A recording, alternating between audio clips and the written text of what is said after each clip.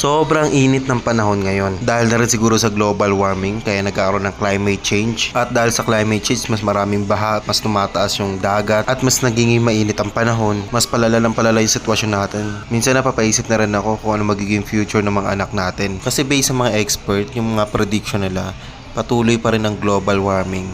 Patuloy pa rin ang pag-init. Naalala ko dati, siguro mga alas 3 ng hapon, naglalaro na kami ng mga kalaro ko.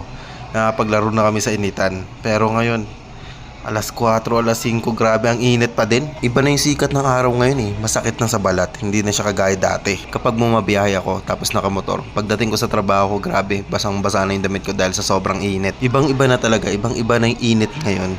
Masakit na siya sa balat. Kaya dahil dyan, naisipan ko na rin bumili ng sunscreen. Ice Lurskin po yung pangalan na ito. Naka SPF 50+. PA++++ po siya. Ibig sabihin meron siyang high level of protection laban sa UVB rays saka UVA rays. Para lalong mas maintindihan mo, tong sunscreen na ito, kahit itong protection na yung balat mo laban sa UV radiation.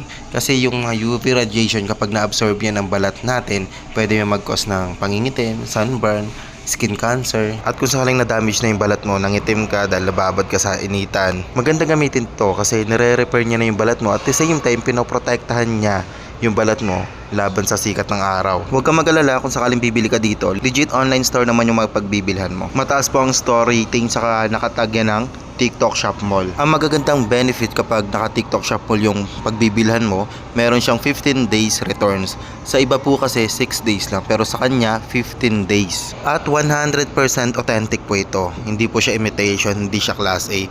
Once na malaman or magreklamo yung isang customer na hindi authentic yung product na nabili niya sa shop na ito, ibabalik po ng seller yung bayad ng customer at dobleng ibabalik nung seller yung bayad ng customer. Kaya sure akong safe kapag bumili ka dito. Wala kang po problemahin. At tumingin din ako ng ibang sunscreen sa ibang platform at nakita ko sobrang mahal. Mabuti pa dito, mura at discounted. Kaya kung ako sa'yo, bilhin mo na hanggat naka-discount pa. Kasi pag natapos yung promotion nila, wala na, balik sa original price. At nga pala, kapag gagamitin mo siya sa mukha, ilalagay mo siya sa mukha, huwag mo siyang i-spray diretso sa mukha mo. Okay? Kailangan mo muna siyang i-spray sa kamay mo, saka mo ipapahid sa mukha mo. Ganun po siya. May mga napanood rin akong video dito sa TikTok na yung ginagawa nila, i-spray nila diretso sa mukha nila. Ewan ko kung nabasa ba nila yung instruction.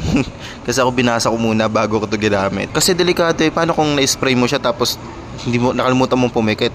Tapos pag spray mo diretso sa mata mo. Diba? Delikado din siya. Kaya diretso mo may spray sa ilong. Masinghot mo. Guys, safety first po tayo ha. Huwag yung basta-basta na lang gagamit ng hindi nababasa yung instruction. Ito nga pala, dagdag ko na lang din. Yung amoy niya pala ha. Sobrang bango. Hindi sobrang lakas ng amoy.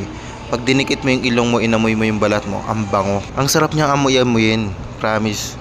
Siguro kapag sa babae ito na spray, ang sarap amoy-amoyin. Basta ang hirap i-explain eh. Basta ang yummy niya amoyin. Bagay na bagay ito sa mga babae. Hindi lang naman ako yung nagsabing mabango to. Sila din nababanguhan dito. At hindi nga pala siya kagaya ng mga sunscreen na nagamit ko before na parang pag nilagay ko sa balat, parang ambigat. Parang ramdam ko may sunscreen talaga akong nilagay sa balat ko. Dito, hindi ko pansin. Parang wala lang. Nakaka-refresh siya. Hindi siya malagkit. Very lightweight lang.